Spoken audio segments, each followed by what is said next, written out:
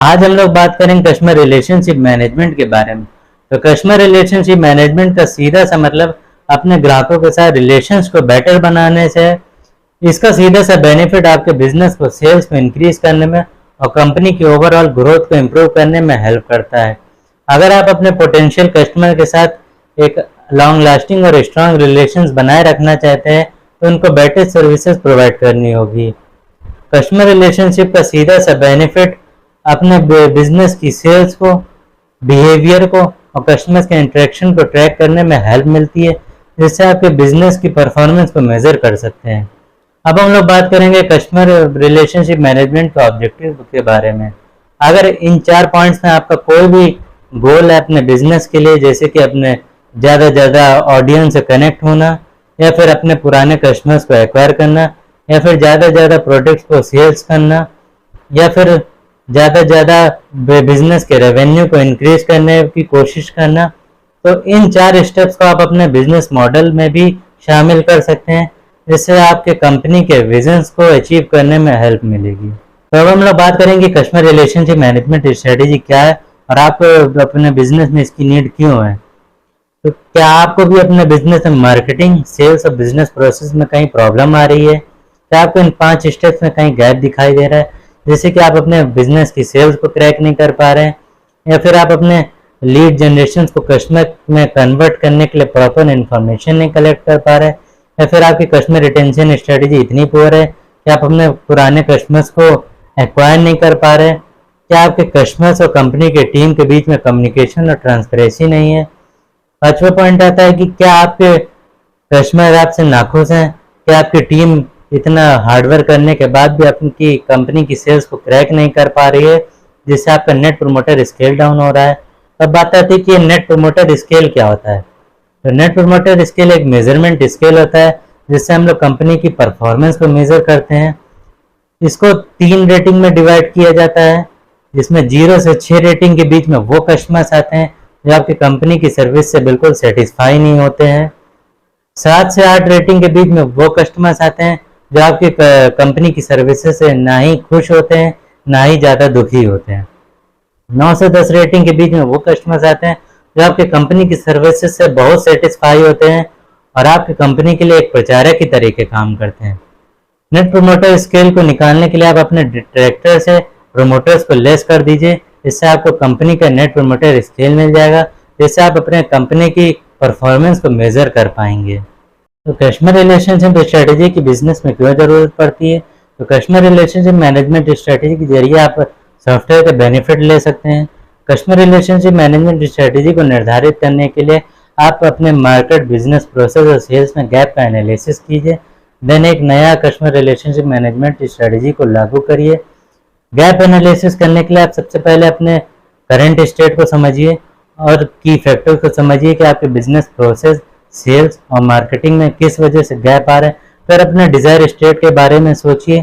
Then एक action plan create करिए। Action plan create करके आप अपने गैप का एनालिसिस कर सकते हैं, जिससे आपके जो गैप आ रहे हैं मार्केटिंग में, सेल्स में और बिजनेस को प्रोसेस करने में, वो उसको आप इम्प्रूव कर सकते हैं।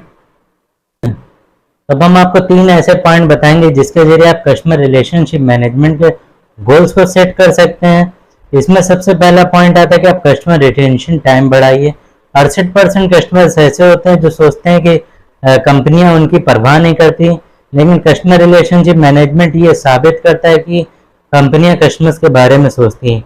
अगर आप कस्टमर के साथ एक अच्छा रिलेशन बनाए रखना चाहते हैं तो आप उनकी गतिविधि को और इंटरेक्शंस को ट्रैक कीजिए। उसके आधार पर आप उनको कैंपेन चलाकर ऑफर्स भेजिए। जब आप कस्टमर्स की प्रॉब्लम को सॉल्व करने लगते हैं तो कस्टमर्स आपके प्रोडक्ट और सर्विसेज में ज़्यादा इंटरेस्ट दिखाते हैं। दूसरा पॉइंट आता है कि आप सेल्स साइकिल की प्रोसेस कम करें। सेल्स साइकिल कंपनियां अपने सेल्स को बढ़ाने के लिए यूज़ करती हैं। इस प्रोसेस में CRM का यूज़ करके आप सेलिंग को बढ़ा सकते हैं, कम टाइम में ज़्यादा सेलिंग कर सकते हैं। दूसरा पॉइंट आता है सेल्स साइकिल की प्रोसेस कम करें। सेल्स साइकिल का यूज़ कंपनी अपने सेल्स को इंक्रीज करने के लिए करती हैं। इस प्रोसेस में आप कस्टमर रिलेशनशिप मैनेजमेंट का यूज़ करिए, जिसके जरिए आप अपनी सेल्स को इम्प्रूव कर पाएंगे और कम टाइम में अधिक सेलिंग कर पाएंगे। अगर आपको ये नहीं समझ में आ रहा है कि आपकी सेल्स कहाँ धीमी पड़ रही है, तो कस्टमर रिलेशनशिप मैनेजमेंट रिपोर्ट का यूज़ करिए, जिसके जरिए आप अपने सेल्स में आ रहे इश्यूज़ को समझ पाएंगे, जिसके जरिए आप अपनी सेल्स को इम्प्रूव कर पाएंगे।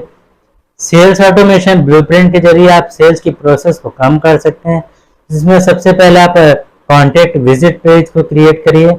दूसरे पॉइंट में क्या करिए कि आप डील्स में 2 ऑप्शन दीजिए कि इंटरेस्टेड है, नॉट इंटरेस्टेड है।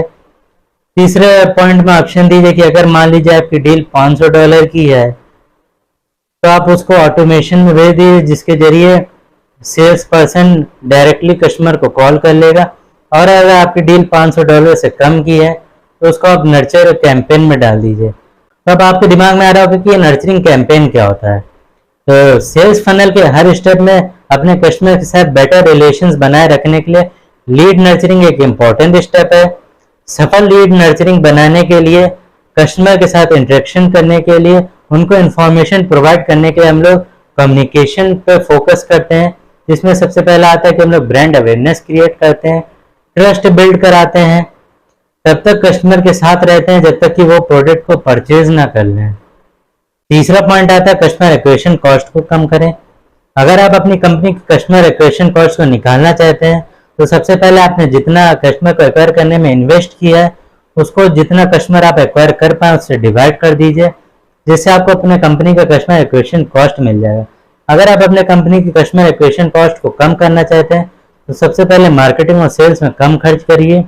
दूसरा पॉइंट, कम कॉस्ट में ज़्यादा कस्टमर एक्वायर करने की कोशिश कीजिए। कस्टमर रिलेशनशिप मैनेजमेंट आपको इन 2 स्टेप्स में ज़्यादा हेल्प करेगा। सबसे पहले आपको क्वालिफाइड लीड को टारगेट करने में हेल्प करेगा, और दूसरा पॉइंट आप सेल्स ऑटोमेशन के जरिए कम कॉस्ट में ज़्यादा कस्टमर को एक्वायर कर सकते हैं। आप सेल्स और मार्केटिंग के कई पार्ट को ऑटोमेशन में डाल सकते हैं, जैसे कि lead scoring, sales task, lead distribution, nurture campaign, welcome campaign, segmentation, referral tracking, site tracking, contact management.